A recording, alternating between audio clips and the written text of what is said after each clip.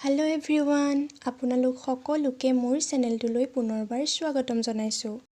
আজি মই ৰান্ধিবলৈ লৈছো ৰূপচন্দা মাছ। তেতিয়াহলে বলক দেৰি নকৰি ভিডিওটো আৰম্ভ কৰো।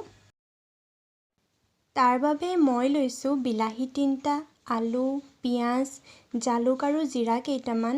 সৰিয়হখিনি পিচিবৰ বাবে এনেদৰে তিয়াই ৰাখিছো।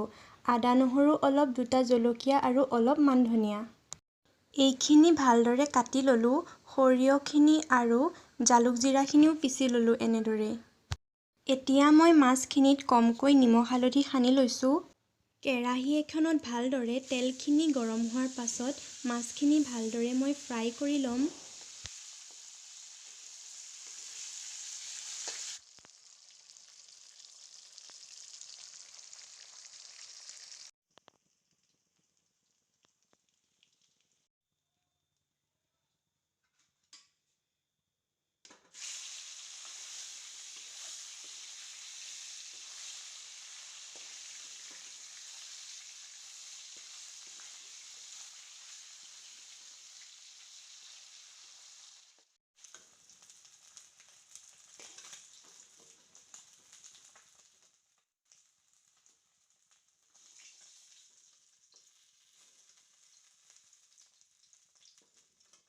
এতিয়া মই এইখিনি তেলতে ভালদৰে আলুখিনি ফ্ৰাই কৰি লম অলপ।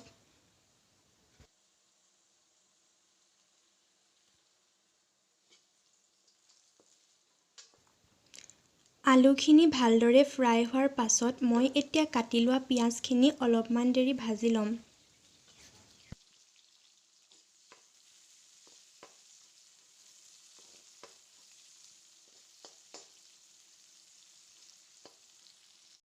পিয়াজখিনি এনেদৰে ভাজি লোৱাৰ পাছত মই এতিয়া কাটি লোৱা বিলাহীখিনি ভালদৰে ভাজি ল'ম।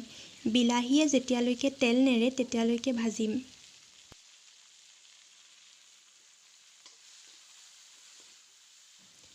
মাছখিনি ফ্ৰাই কৰোঁতে মই অলপ কমকৈ নিমখ হালধি দিছিলোঁ, সেয়েহে মই এতিয়া জোখত নিমখ হালধি দি ল'ম।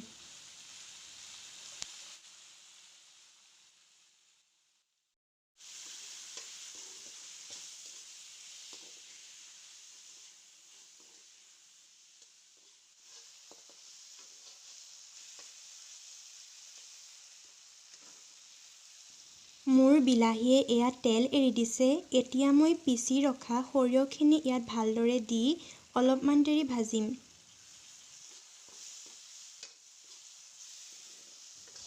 লগতে মই পিচি ৰখা জালুক আৰু জিৰাখিনিও দি দিম।